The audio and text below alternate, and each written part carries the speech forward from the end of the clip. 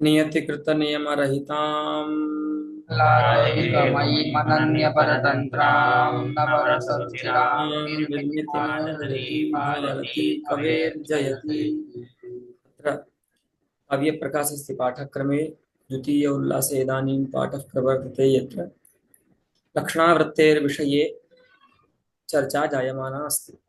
तत्र लक्षणायाः षड्भेदाः ये सन्ति विस्तरेण तेषां विमर्शः आचार्य मम्मटेन व्यधायि इदानीं संग्रहं करोति पुनश्च तन्मूलां व्यञ्जनाम् अर्थात् लक्षणामूलां व्यञ्जनाम् अत्र उपस्थापयत्याचार्यः तद्वयं पश्यामः। लक्षणा तेन षड्विधा तेन अर्थात् सद्यः कृतेन अस्माभिः यः सद्यः कृतः विमर्शः अस्ति तेन अस्मत् कृतविमर्शेन लक्षणा षड्विधा सम्पद्यते। चत्वारः भेदाः शुद्धालक्षणायाः द्वौ भेदौ लक्षणायाः आहत्य षड्भेदाः लक्षणायाः सम्पद्यन्ते। अस्तु, उपादान लक्षणा लक्षणलक्षणा साध्यवसाना सारूपा इति चत्वारः शुद्धा भेदाः, पुनः सारूपा गौणी साध्यवसाना गौणी इति आहत्य षड्भेदाः लक्षणायाः सम्पद्यन्ते। तदेव उच्यते लक्षणा तेन षड्विधा तेन अर्थात् आद्य भेदाभ्यां सह इति वृत्तावेव तृतीयान्तस्य पदस्य विमर्शम करोति। आद्य जो दो भेद हैं उन दोनों के साथ, आद्य भेद माने उपादान लक्षणा और लक्षण लक्षणा जो पहले बताई थी, उन दोनों भेदों के साथ लक्षणा जो है वो 6 प्रकार की हो जाती है। साच साच अर्थात लक्षणा पुनः व्यंग्य दृष्टिया त्रिधा भवति। व्यंग्य की दृष्टि से वह लक्षणा फिर से 3 प्रकार की हो जाती है। कैसे? व्यंग्येन रहिता रूढ़ौ सहिता प्रयोजने। 2 प्रकार की होती है। पहले तो कि जब जहां पर एक जगह व्यंग्य होगा और एक जगह व्यंग्य नहीं होगा, तो जो रूढ़ी लक्षणा होती है वह व्यंग्य रहिता लक्षणा होती है, उसमें व्यंग्यार्थ नहीं होता है। क्यों? क्योंकि जो लक्षणा का प्रयोजन रूप अर्थ होता है उसी में व्यंग्य बनने की योग्यता होती है, वही व्यंजना का विषय बनता है। इसीलिए व्यंग्येन रहिता रूढ़ौ, जब लक्षणा रूढ़ी के कारण होगी, रूढ़ी से होगी, तब उसमें व्यंग्य राहित्य होगा, अर्थात वहां पर व्यंग्य नहीं रहेगा। और जब प्रयोजनवती लक्षणा होगी तो वही जो प्रयोजन रूप अर्थ है वही व्यंग्य बन जाएगा।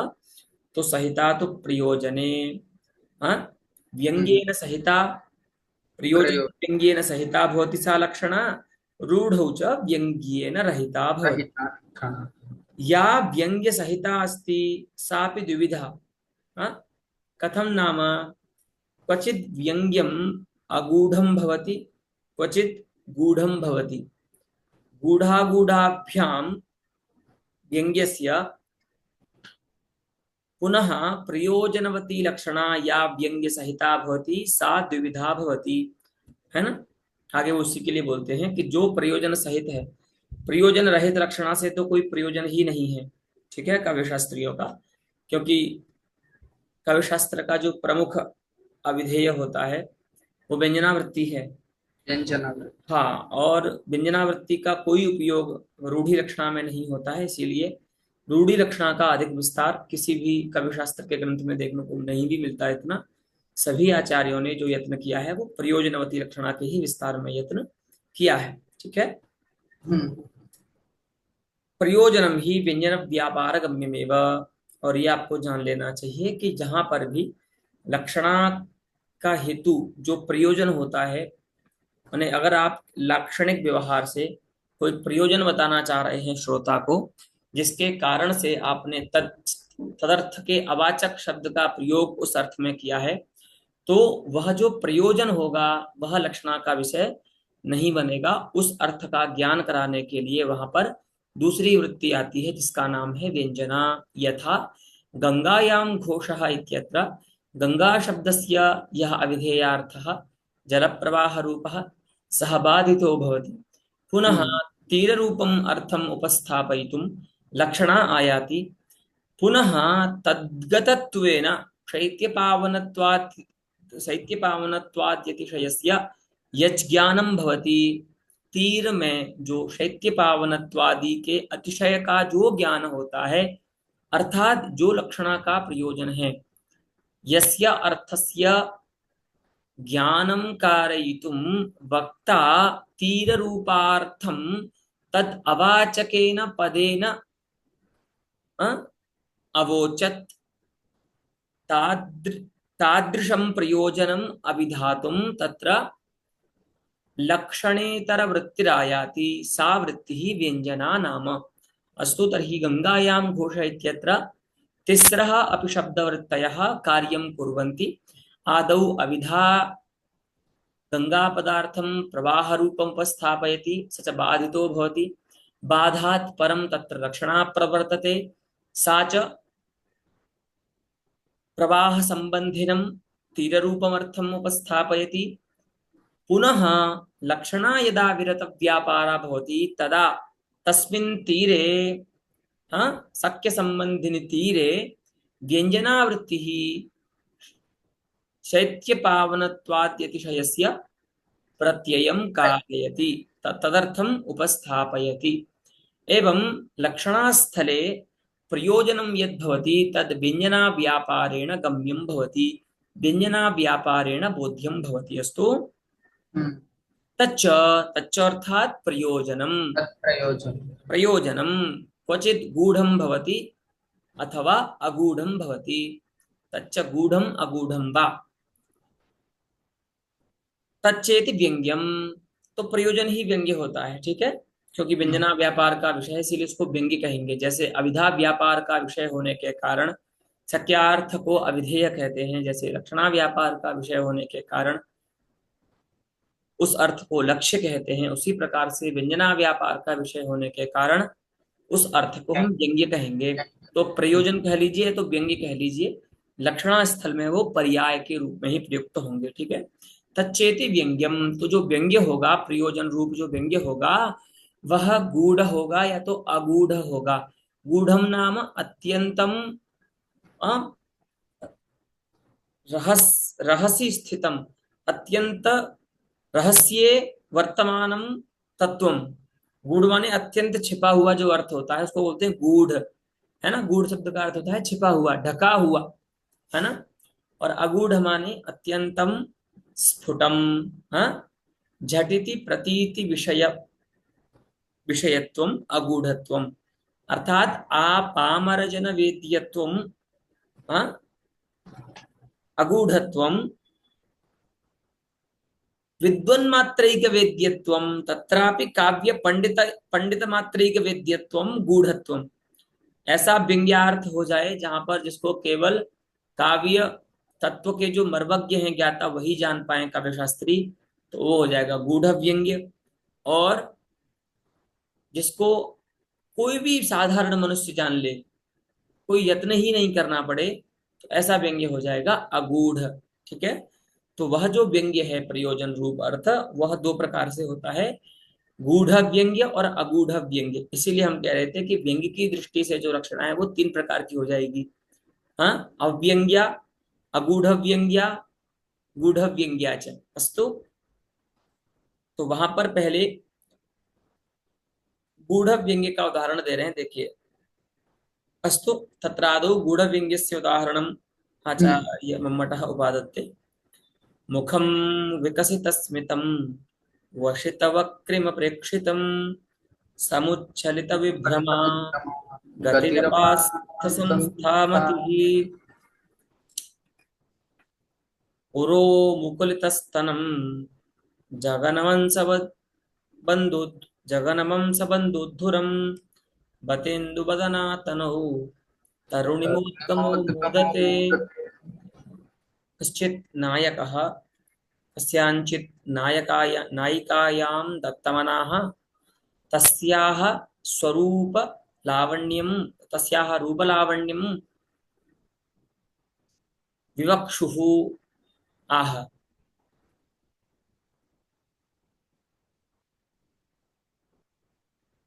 अस्याः इंदुवदनायाः तनौ अस्याः चंद्रमुख्याः शरीरे, हाँ, इंदुरिव वदनम अर्थात मुखम यस्याह सा इंदुवदना, चंद्रमुखी, और उसका जो शरीर है, तनु माने शरीर, ठीक है। हम्म, अस्याह इंदुवदनायाः तनौ अर्थात शरीरे, अयम षष्ठी समासः, ठीक है। अस्याम तनौ तरुणिमोद्गमो मोदते।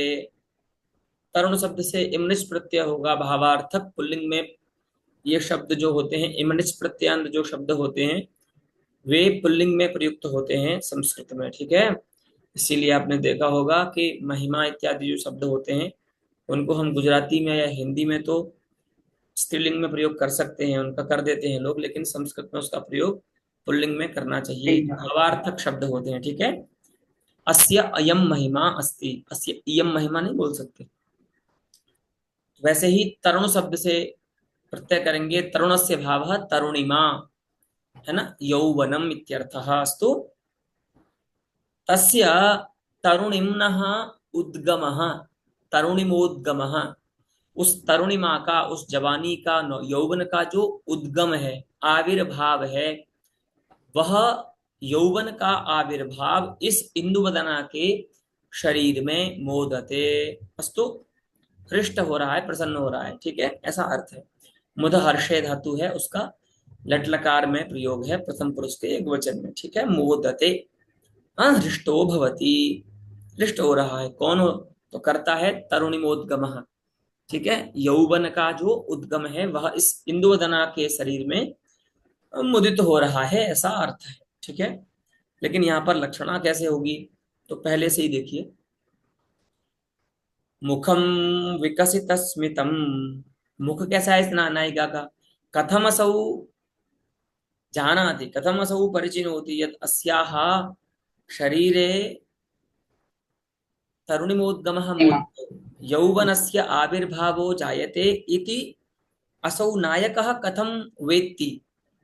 तो तत्र लिंगम अस्ति, कुछ कुछ चीजें देख रहा है नायिका के शरीर में, तो बता रहा है कि यदि किसी स्त्री या पुरुष में इस तरह से, विशेष रूप से स्त्री में इस तरह के विकार उपस्थित हों, तो ऐसा मानना चाहिए कि तत्र यौवनम आयाति, यौवनस्य उद्गमो भवति।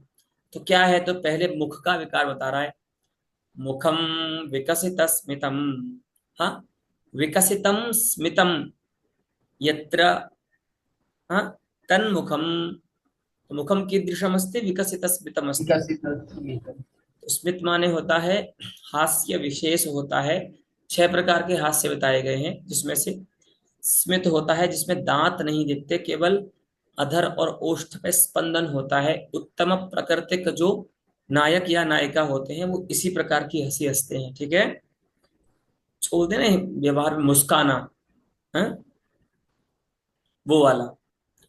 तो तुम्हारे चेहरे, जिनका चेहरा मुख कैसा हो गया है नायिका का, इस पे स्मित विकसित होने लग गया है, ठीक है। अच्छा, वसित वक्रिम प्रेक्षितम, है ना, प्रेक्षितम कीदृशम अस्ति? तो वसित वक्रिम अस्ति, है ना। वसितः वक्रिमा, येन तद वसित वक्रिमम तच्च तत् तच्चेदम प्रेक्षितम। इनकी दृष्टि कैसी हो गई है? उसने वश में कर लिया है वक्रिमा को। यहाँ पर भी वही प्रत्यय है, इमलिश प्रत्यय है ना। वक्रस्य भावः वक्रिमा, वक्रिमा माने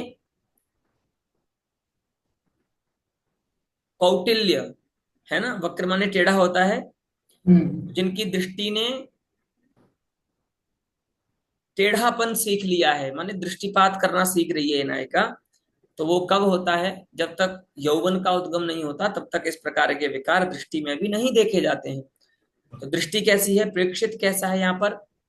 वसित वक्रिमम। वसित वक्रिमम अस्ति, है ना। अंतिम में तो समास कर दिया है कर्मधारय, लेकिन पहले बता रहे हैं कि वसित वक्रिमम अस्ति, है ना। वसितः वक्रिमा ये न, बस में कर लिया है टेढ़ेपन को, कौटिल्य को जिसने, ऐसी है दृष्टि। तो ये भी एक यौवन का चिन्ह माना जाता है कि जब नायिका दृष्टिपात वो भी कुटिल दृष्टिपात करना, वक्र दृष्टिपात करना प्रारंभ कर दे, अर्थात सा इदानीं युवती अस्ति, एवं यौवन विकाराः तस्यां संजायन्ते, एवं। अच्छा, और गति कैसी है? गमनम कीदृशमस्ति तस्याः तदा उच्यते समुच्छलित विभ्रमाः, समुच्छलिताः अर्थात उद्भवन्ति, विभ्रमाः विलासाः यस्यां सा गतिः अस्ति। तो गति कैसी है? विलास युता, हाँ, विलास बहुला गतिरस्ति, विलास पूर्वक चलती है ये। और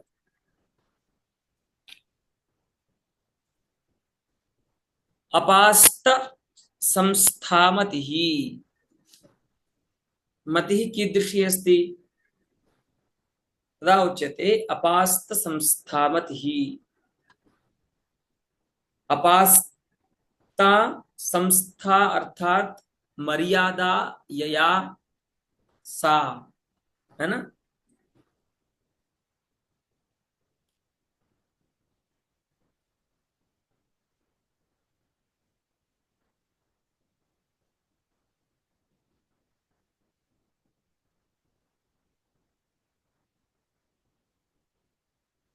प्राप्ता मर्यादा यया सा मति, अपास्ता नाम प्राप्ता मर्यादा यया, है ना। एवं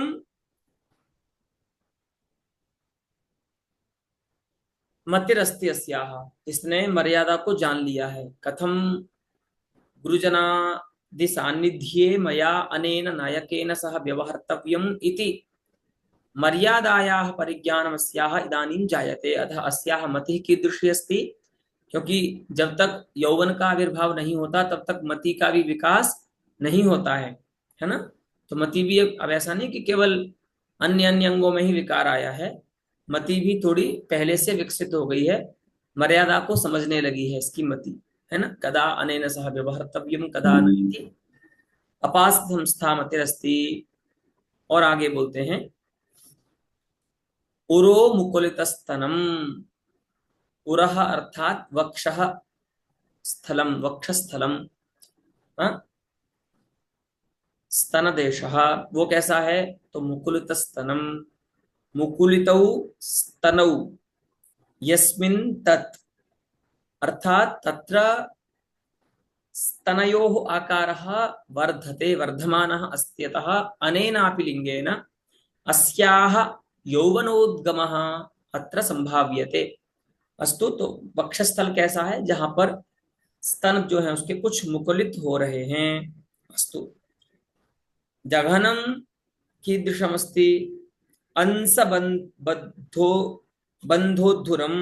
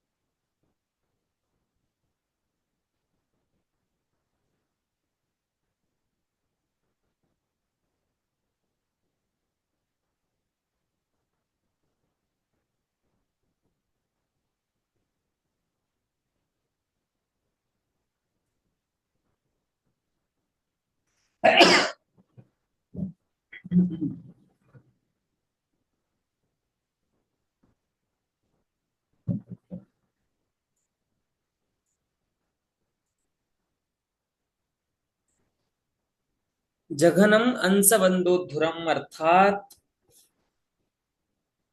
जघन देशः यः अस्ति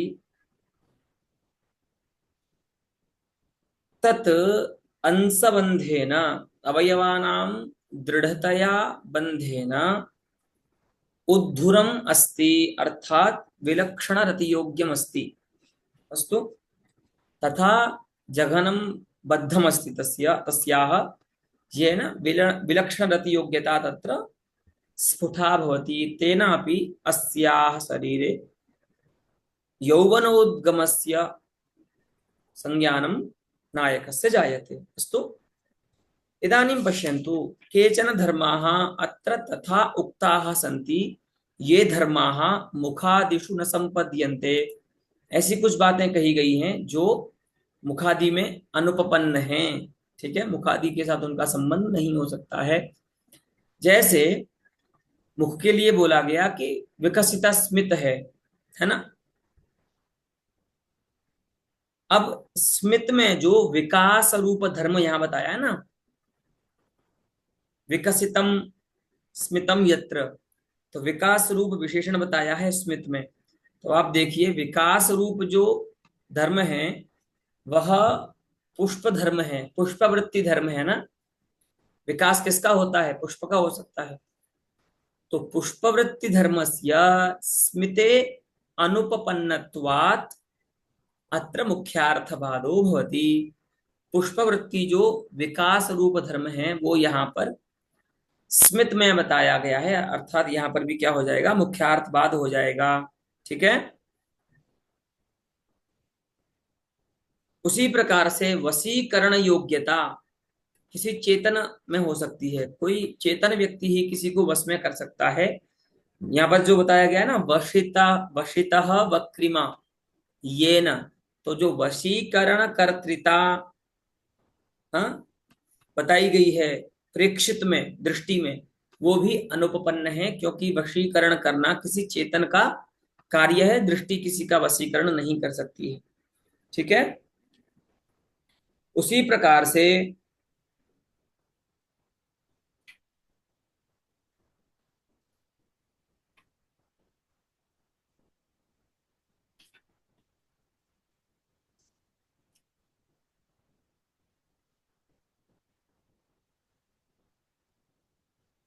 समुच्छलन रूप जो अर्थ होता है, क्रिया होती है ये एक, उसका अर्थ होता है ऊर्ध्वगमन, है ना, समुच्छलन।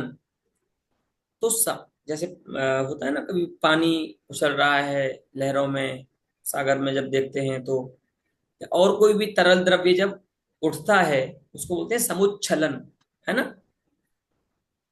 तो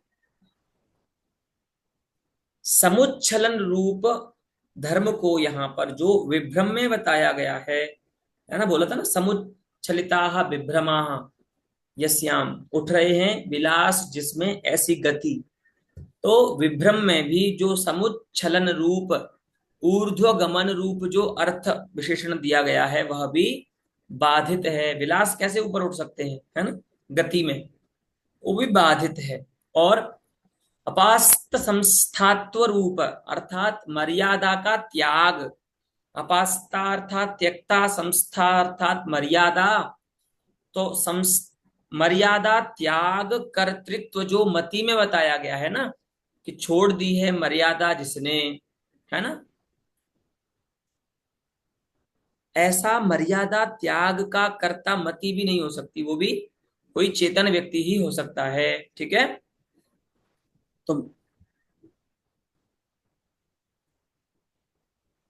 मर्यादायाः त्यागोपि चेतन वृत्ति धर्मत्वात् अत्र मतौ सोपि बाधितः अर्थः, मति में वो भी बाधित है। ठीक है। उसी प्रकार से मुकुल तत्व भी, है ना, किसका धर्म है? पुष्प का ही धर्म है, लेकिन यहाँ पर उसको स्तन में बताया जा रहा है, तो ये भी बाधित है। अस्तु,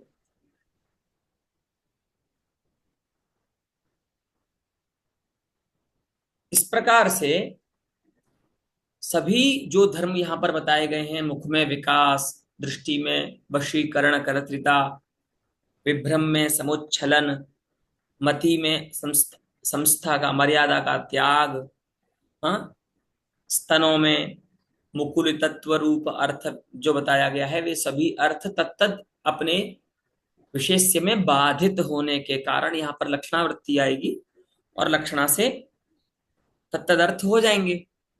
लेकिन वो लक्षणा की क्यों गई, ऐसा वहां पर प्रश्न होगा, है ना।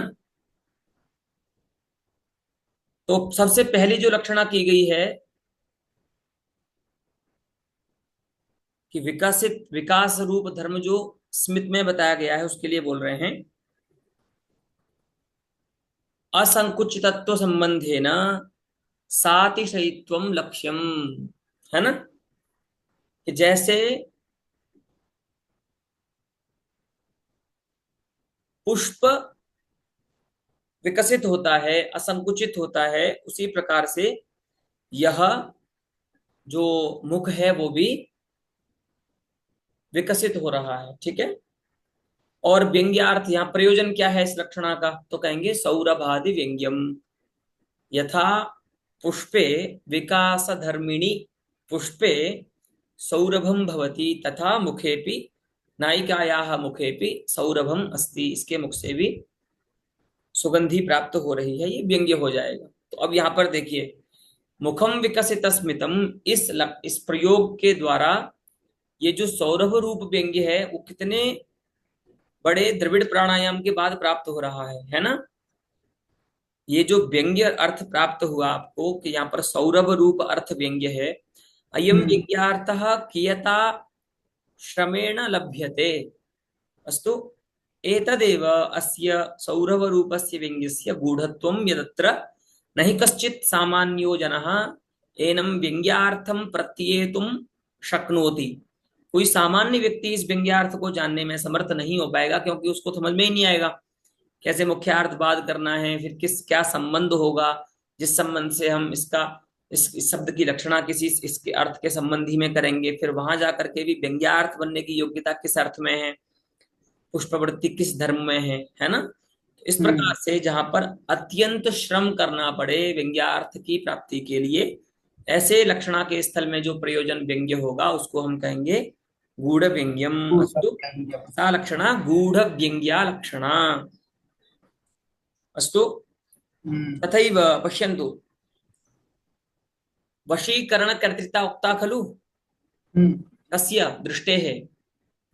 मैं करेगा। तो क्या होता है, कभी आप किसी को वशीकृत कर लेते हैं तो वो आपके वश में हो जाता है व्यक्ति, है ना। हम्म। फिर आपके अधीन हो जाएगा, वो आपके अनुसार कार्य करेगा। तो जो दृष्टि है उसने ऐसा नहीं कि कौटिल्य को प्राप्त करके छोड़ दिया है। हाँ, कौटिल्य को प्राप्त करके अपने अनुसार उस कौटिल्य का प्रयोग करती है वो। तो वहां पर अभिमत विषय प्रवृत्ति ऐसा रूप अर्थ व्यंग्य होगा कि जब चाहती है नायिका तब कौटिल्य आता है दृष्टि में। ऐसे सामान्य रूप से उसको प्राप्त होता उसकी दृष्टि को कुटिलता तो कभी होती कभी नहीं होती, लेकिन वशीकरण कर लिया है कुटिलता का दृष्टि ने। तो जब चाहती है दृष्टि तब उसमें कौटिल्य रहता है, जब नहीं चाहती तब नहीं रहता। तो अभिमता विषय प्रवृत्तिरत्र व्यंग्यम, ठीक है, ऐसा व्यंग्यार्थ होगा जो यहाँ पर वशीकरण शब्द की लक्षणा की गई है स्वाधीन रूप अर्थ में, है ना। हम्म। इस प्रकार से सभी जितने भी लक्षणिक प्रयोग हैं उनमें मुख्यार्थवाद के बाद हम संबंध विशेष से उसके संबंधी में लक्षणा करेंगे, और उस लक्षणा के प्रयोजन के रूप में कोई ना कोई अर्थ वहां पर हमको प्राप्त होगा। और वे सभी प्रकार के अर्थ जो यहाँ पर बताए गए हैं वे सभी गूढ़ व्यंग्य हैं, क्योंकि इन सभी व्यंग्यों की प्रतीति बड़े श्रम से हो रही है ना, बड़े अर्थानुसंधान पूर्वक हो रही है। अस्तु, अतः महता अर्थानुसंधानेन अत्र व्यंग्यार्थ प्रतीति संपद्यते इति कृत्वा अत्र व्यंग्यार्थस्य गूढ़त्वम् अस्ति, न हि कश्चित् सामान्यो जनः एतत् पद्यगतं व्यंग्यं प्रत्येतुं समर्थः। अस्तु, अतः अत्र व्यंग्यार्थस्य गूढ़त्वम् अस्ति।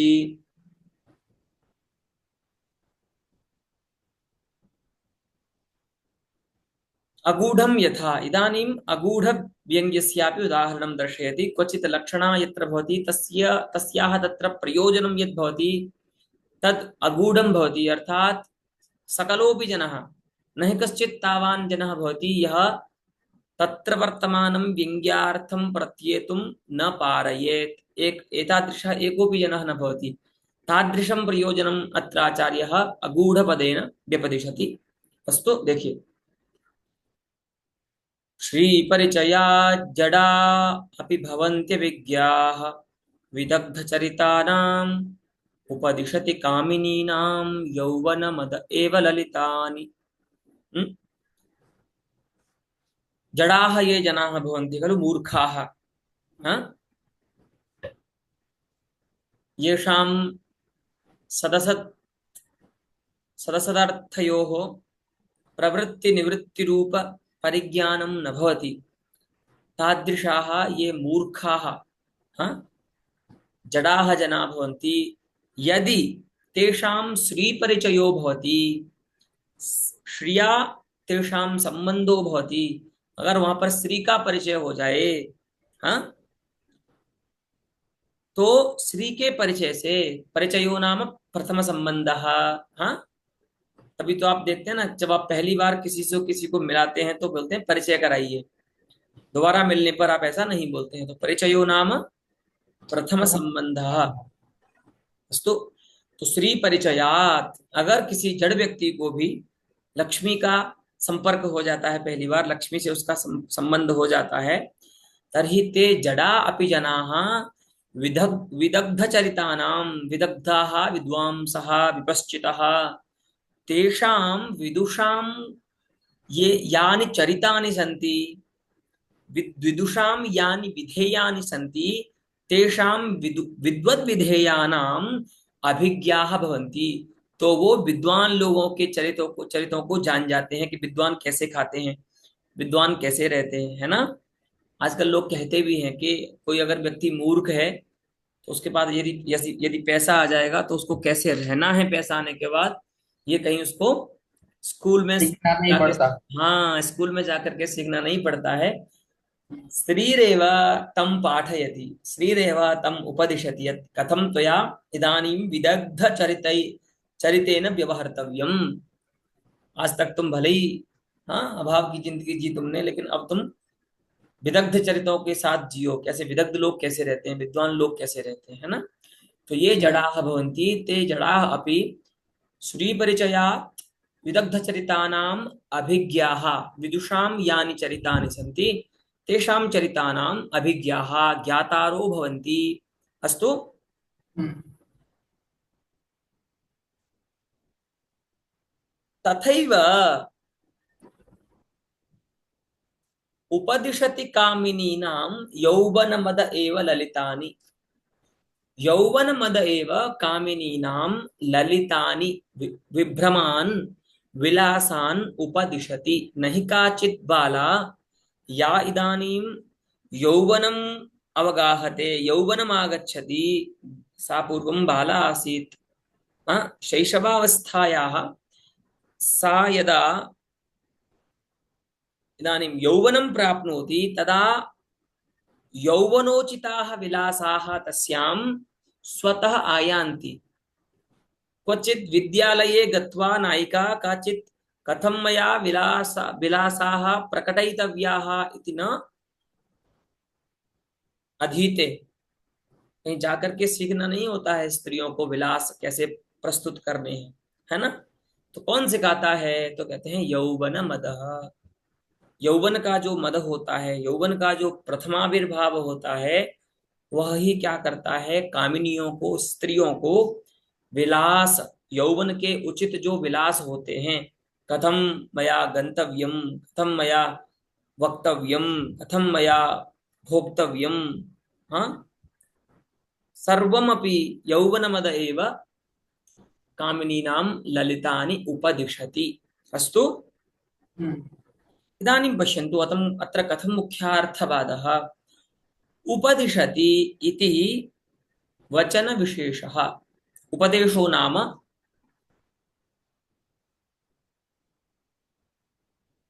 असतः निवृत्तिपरः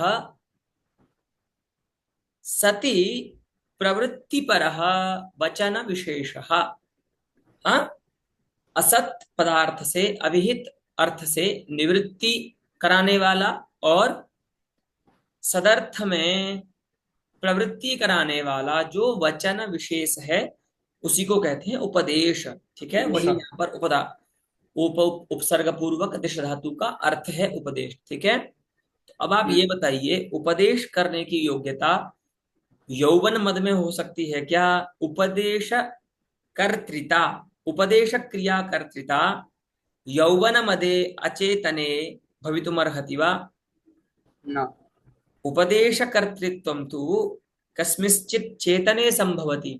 उपदेश तो कोई चेतन कर सकता है ना? हम्म अतः अत्र उपदेश क्रियाकर्तृता या अत्र पदेन उपात्ता यौवनमदस्य सा अत्र बाधिता अस्ति इति लक्षणा प्रवर्तते। तो लक्षणा प्रवृत्त होगी, क्योंकि यौवन मद जो होता है वह उपदेश नहीं दे सकता। उपदेश देना तो किसी चेतन व्यक्ति का कार्य है। तो उसके लिए बोलते हैं अत्र उपदिशति इति अनायासेन शिक्षादानम अविधेयवत् स्फुटं प्रतीयते। अब यहाँ पर उपदिशति, इस इसकी लक्षणा होगी कि शिक्षयति, हाँ, या आनयति। तो यहाँ पर जो व्यंग्यार्थ है कि अनायासेन शिक्षादानम करोति, है ना, ये व्यंग्य है यहाँ पर। तो अब बताओ ये व्यंग्य किस व्यक्ति के लिए दुरूह है ना? कोऽपि अत्र आगत्य एतत् पद्यं पठित्वा ज्ञातुं शक्नोत्येव कि उपदिशति इस पद का क्या अर्थ है। कि जैसे ही यौवन आता है अनायास ही स्त्रियों में विलास प्रकट होने लग जाते हैं। तो जैसे वाच्यार्थ अत्यंत स्फुट होता है, अत्यंत स्पष्ट होता है, उसी प्रकार से यहाँ पर जो व्यंग्यार्थ है उसके अत्यंत स्पष्ट होने के कारण इदं प्रयोजनम् अगूढ़म् इति अगूढम्। मम्मटाचार्यस्य प्रतिज्ञा अस्ति। तो अत्र उपदिशति इत्यनायासेन शिक्षादानं शिक्षादानरूपं यत् प्रयोजनं व्यङ्ग्यमस्ति तत् अविधेयवत्। यथा अविधेयार्थः वाच्यार्थः अतीव स्फुटो भवति, तथा तद्वत् वाच्यार्थवत् स्फुटं प्रतीयते। यहाँ पर जो व्यंग्य प्रयोजन है लक्षणा का, वह वाच्यार्थ के समान अत्यंत स्पष्ट प्रतीत हो रहा है। इसीलिए यह जो उदाहरण है वो ऐसी लक्षणा का उदाहरण है जहां पर प्रयोजन अगूढ़ है। अस्तु, तदेषा कथिता त्रिधा। तदेषा, तदेषा नाम सा लक्षणा या इदानीं षड्विधा उक्ता, सा एव लक्षणा एषा प्रयोजन दृष्टिया व्यंग्य दृष्टिया त्रैविध्यमापद्यते। वह जो लक्षणा भी हमने आपको 6 प्रकार की बताई थी, अगर आप उसको प्रयोजन की दृष्टि से विचार करते हैं तो 3 प्रकार की हो जाती है। तदेषा कथिता त्रिधा। इदानीं तथा भ्रमो मास्तु भवतां यत् एते त्रयः भेदाः लक्षणायाः ते च षड्भेदाः आहत्य लक्षणायाः नवभेदाः सम्पद्यन्ते इति नास्ति। हाँ? भेदकस्य भेदेन, वहां पर जो भेदक था वो अलग था, यहाँ पर जो भेदक है वो भिन्न है। तो भेदक के बदलने से भेद की संख्या जो है वो परिवर्तित हो रही है। ठीक है, यहाँ पर जो भेदक है वो है प्रयोजन रूप जो व्यंग्यार्थ होता है। चूंकि वह व्यंग्यार्थ कहीं पर होता नहीं है, कहीं पर होता है तो गूढ़ होता है और कहीं पर अगूढ़ होता है, इसीलिए उस व्यंग्यार्थ की दृष्टि से लक्षणा के 3 भेद होते हैं। अव्यंग्या अर्थात रूढ़ि लक्षणा, गूढ़ व्यंग्या, अगूढ़ व्यंग्या च। अस्तु, इत्थं त्रैविध्यं लक्षणायाः भवति।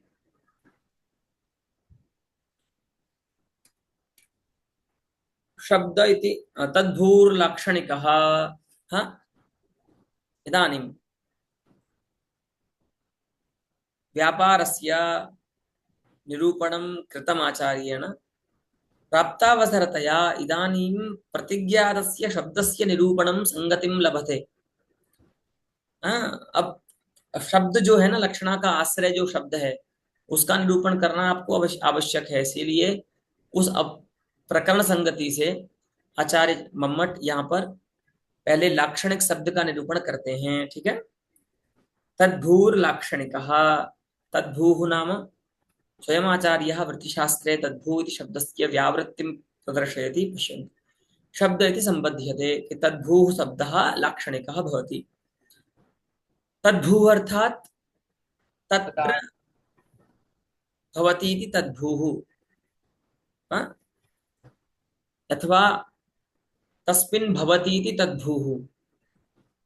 कि अर्थात तदाश्रयः, कि ये जो लक्षणा नाम का व्यापार है, इस लक्षणा नामक व्यापार का जो आश्रय है, उस हम शब्द को, इसके आश्रयभूत शब्द को लाक्षणिक शब्द कहते हैं। यथा अभिधा व्यापारस्य आश्रयः वाचकः शब्दः भवति, तस्य विषयश्च संकेतितार्थो भवति, तथैव गंगायां घोष इत्यत्र तीररूपार्थस्य लक्ष्यार्थस्य प्रत्यायकः यः शब्दगतः लक्षणाख्यो व्यापारः, तस्य आश्रयः लाक्षणिकः शब्दः भवति। इदानीम् एकमितोपि अवधेयं तत्त्वमस्ति।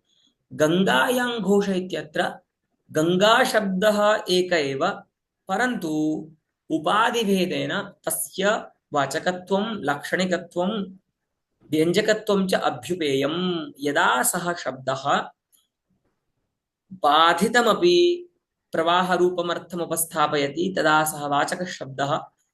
यदा स एव गंगा शब्दः लक्षणाख्येन व्यापारेण तीररूपार्थम् उपस्थापयति प्रत्यायति तदा सः लक्षणिकः शब्दः। यदा स एव शब्दः गंगा शब्दः तीरगतत्वेन शैत्यपावनत्वाद्यतिशयं प्रत्याययति तदा स एव गंगा शब्दः व्यंजकः शब्दः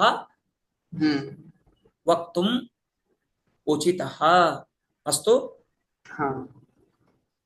तत्र व्यापारो व्यंजनात्मकः, तत्र अर्थात् तस्मिन् प्रयोजने, तत्प्रयोजन विषये शब्दस्य व्यंजनात्मकः, व्यंजना आत्मा, व्यंजनम् आत्मा यस्य स्वरूपं यस्य सः शब्द सः व्यापारः व्यंजनात्मकः व्यापारः, अर्थात् व्यंजना वृत्तिः। अब बात ये आती है, पहली बार आचार्य ऐसा बोल रहे हैं। हमने तो आपको पहले बता दिया था ये कि वह जो प्रयोजन रूप अर्थ है वह व्यंजना से लभ्य होगा, लेकिन आचार्य मम्मटः इदानीं प्रथमतया इदं बोधयति यत् तस्य प्रयोजनस्य प्रत्यायकः व्यापारः व्यंजना भवति। अस्तु। नहि लक्षणा तत्र गन्तुं शक्नोति न वा अभिधा, तत्र अभिधायाः गतिः किमर्थं नास्ति, लक्षणायाः गतिः किमर्थं नास्ति इति उभयोः शब्दवृत्त्योः तत्र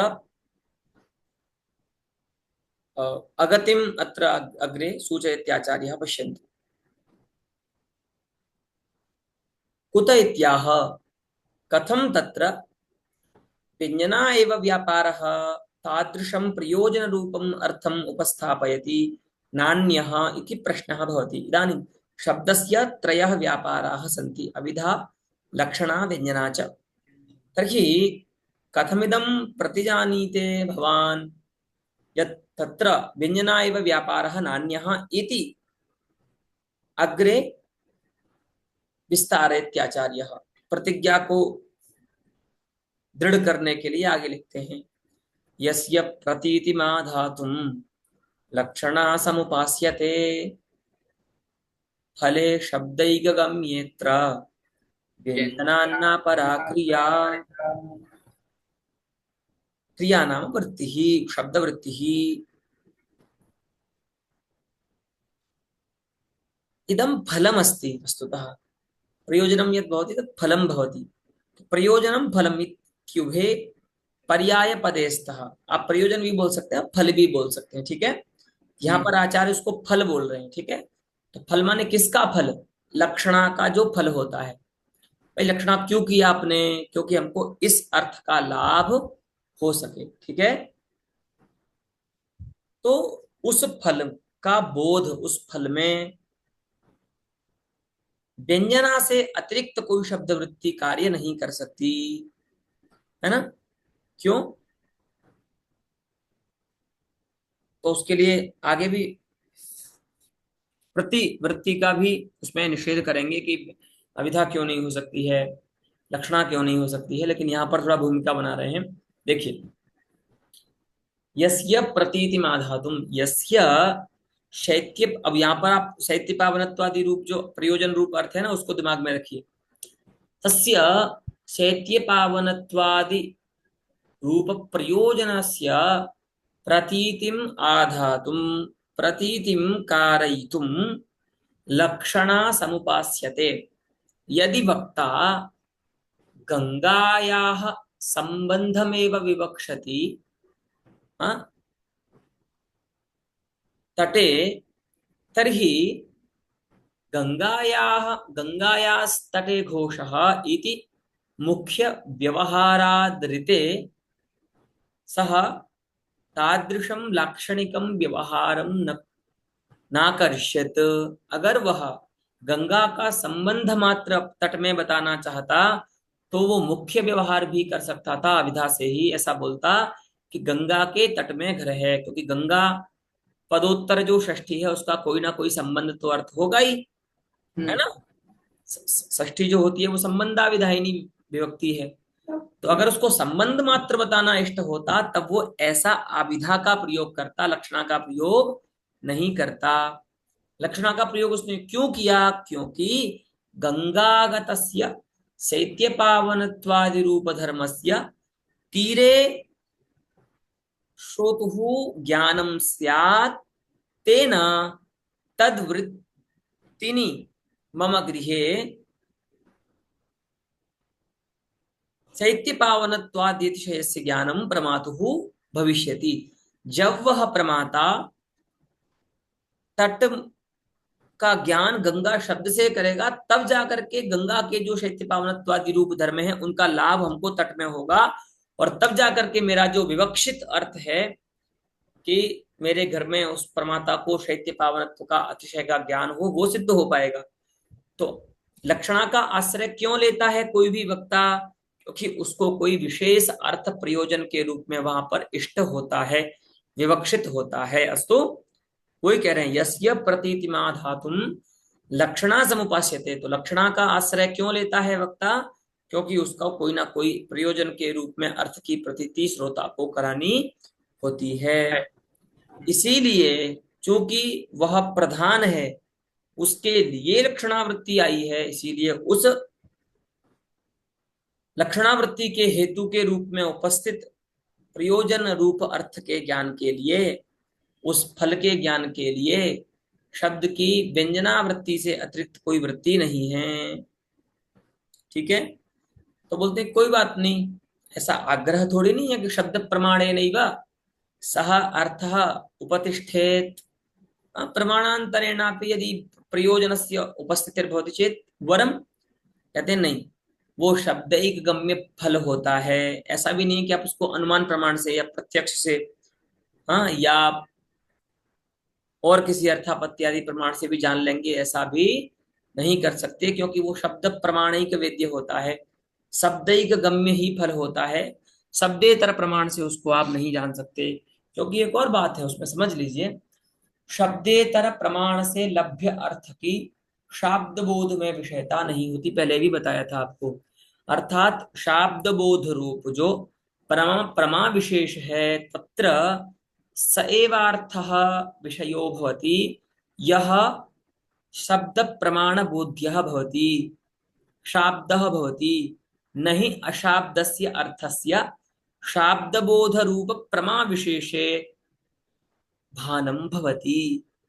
शाब्दबोध रूप जो एक विशेष प्रकार की प्रमा है उसमें शब्देतर प्रत्यक्षादि प्रमाण से उपस्थापित अर्थ की प्रतीति नहीं होती है। ठीक है, तो अगर आपको शैत्य पावनत्व की रूप प्रयोजन की प्रतीति करानी है तो वह आपको अर्थ शब्द प्रमाण से ही बोध्य कराना होगा। तो इसीलिए कह रहे हैं शब्दैक गम्ये फले। ठीक है, तो व्यंजना भी तो शब्द व्यापार है ना, भले ही कोई भी अर्थ अविधा से ज्ञात हो, लक्षणा से ज्ञात हो अथवा व्यंजना से ज्ञात हो, उसका शाब्दत्व तो अक्षुण्ण रहेगा ना तीनों अवस्थाओं में। यथा वाच्यार्थः शाब्दः तथैव लक्ष्यार्थोऽपि शाब्दः व्यंग्यार्थोऽपि शाब्द एव। यतोहि यतोहि त्रयोप्यर्थाः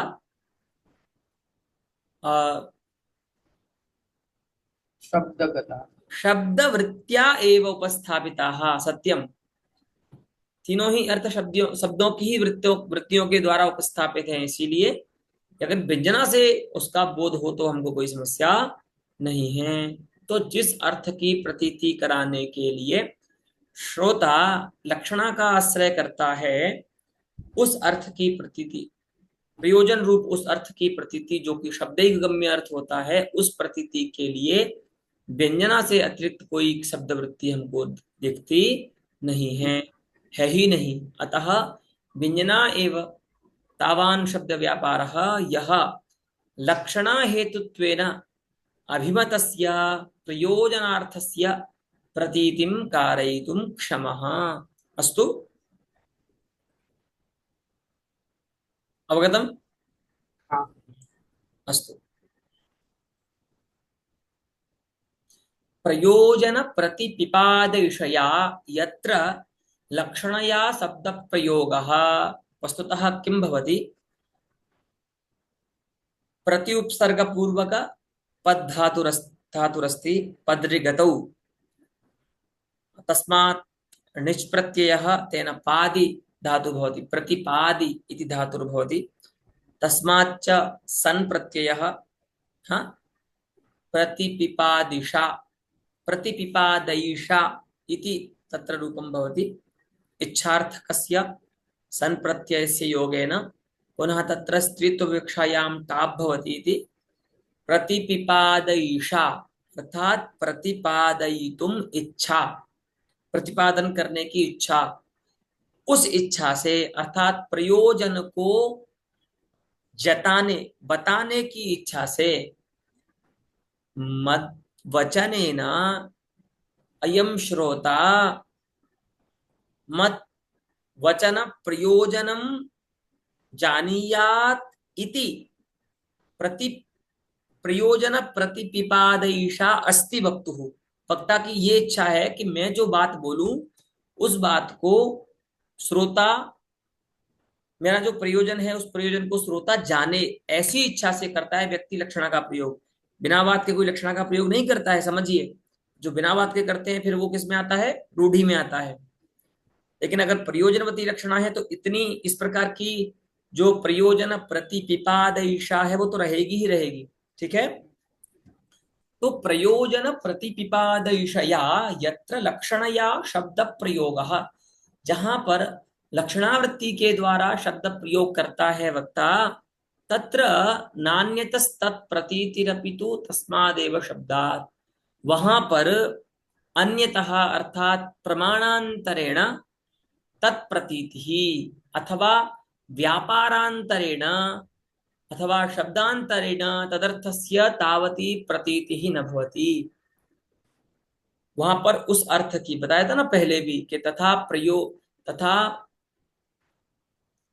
प्रतिपादनात्मनः प्रयोजनस्य, ऐसा कुछ करके बताया था, है ना। तो जैसा प्रयोजन का ज्ञान आपको कराना है वैसा ज्ञान लक्षणा से अतिरिक्त शब्द वृत्ति से नहीं हो सकता, है, अपितु उसी शब्द वृत्ति से होगा या उसी शब्द से होगा जो शब्द लक्षणावृत्ति के द्वारा वहां पर प्रयुक्त है।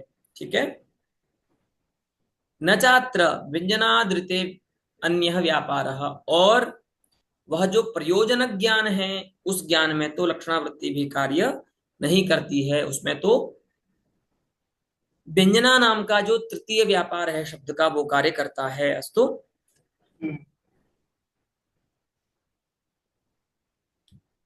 तथा ही अब उसमें एक एक वृत्ति का निराश करते हैं। कथम तत्र अविधा तादृशमर्थम न प्रत्याययति, तत्र कारणमस्ति नाविधा समयाभावात्, क्योंकि गंगा शब्द की अभिधा तब शैत्य पावनत्वादि रूप अर्थ का ज्ञान कराती जब उसका संकेत, गंगा शब्द का संकेत शैत्य पावनत्वादि रूप प्रयोजन में होता, लेकिन ऐसा नहीं है। गंगा शब्द से संकेत अस्तु भगीरथ रथखातावच्छिन्न जल प्रवाह रूपार्थे अस्ति इति कृत्वा नहीं असंकेतितम शैत्य पावनत्वादि रूपम प्रयोजनार्थम गंगा पदाविधा उपस्थापयति। ठीक है, गंगा पद की जो विधा है वो अपने संकेतितार्थ से इतर किसी अर्थ को बोध नहीं कराएगी, क्योंकि अविधा बड़ी संकुचित वृत्ति है। यस्य शब्दस्य यत्र अव्यवधानेन संकेतो भवति तस्यैव अर्थस्य अभिधया उपस्थितिः भवितुमर्हति नान्यस्य। ठीक है। हम्म, हाँ। इसीलिए अभिधा तो उस प्रयोजन का ज्ञान नहीं करा सकती। वही कहते हैं गंगायाम घोष इत्यत्र इत्यादौ ये पावनत्वादयो धर्माः तटादौ प्रतीयन्ते न तत्र गंगादिशब्दाः संकेतिताः। गंगादिशब्दाः यत्र संकेतिताः तमेवार्थम् अभिधया उपस्थापयन्ति। परंतु अत्र अभिधित्सितः यः प्रयोजन रूपार्थः अस्ति, शैत्यपावनत्वादि रूप प्रयोजनमस्ति, तत्र तस्य प्रयोजनस्य तटादौ प्रतीतिर्भवति। तु तटगतत्वेन शैत्यपावनत्वादि धर्माः गंगापद संकेतिताः न सन्ति। गंगा शब्द के संकेतित ये अर्थ नहीं है। नहीं। हाँ, कदाचित ऐसा हो सकता है कि गंगा पद के संकेतित जो जल प्रवाह रूप अर्थ हैं, उस जल प्रवाह में भी तो शैत्य पावनत्वादि रूप धर्म रहेंगे ना। तो वहां पर शक्यतावच्छेदक रूप से अगर आप मान रहे हैं शैत्य पावनत्वादि को, तब तो प्रतीति हो सकती है, तब तो वो गंगा शब्द के संकेतित हो सकते हैं प्रकारतया। लेकिन अगर आप तटगतत्वेन न तो जल प्रवाहगतत्वेन, यदि तटगतत्वेन शैत्य पावनत्वादि रूप अर्थों को मानेंगे, तब उन अर्थों में संकेत का अभाव होने के कारण अविधा वृत्ति की विषयता नहीं होगी। अर्थात नहीं अविधा तटगतत्वेन प्रतीयमानेषु शैत्यपावनत्वादि धर्मेषु प्रवर्तते अस्तु। अतः प्रयोजनस्य ज्ञानम् अविधया तु न भवितुम् अर्हति। अस्तु। हम्म। एतावता एव अलम् अद्यतनपाठेन। पुनः आगामिनि पाठे लक्षणायाः अपि तत्र अगतिः इति वयं ज्ञास्यामः। अस्तु। हम्म। अस्ति वा भवतां कश्चित् प्रश्नः अस्ति वा? नहीं। गतेषु पाठेषु आवृत्तिर्भवति न वा सर्वेषाम्? अभी बीच में। एतावता यद्यपि सर्वेपि पाठाः मया न प्रसारिता एव, परन्तु प्राप्तावसरतया अहं प्रसारयामि। हाँ। अस्तु। अन्ये छात्राः कुत्र गताः? अभी तो अवकाशः। अस्तु। गृहं गतः। विहङ्गताः। अस्तु। घर पे जाके भी अलग अलग, कोई मामा के घर या तो कहीं घूमने वगैरह। अयं कालः तथैव भवति। हाँ। सर्वेषां सम्बन्धिनामेव दर्शनम् इष्टं भवति अस्मिन् काले बालकेभ्यः।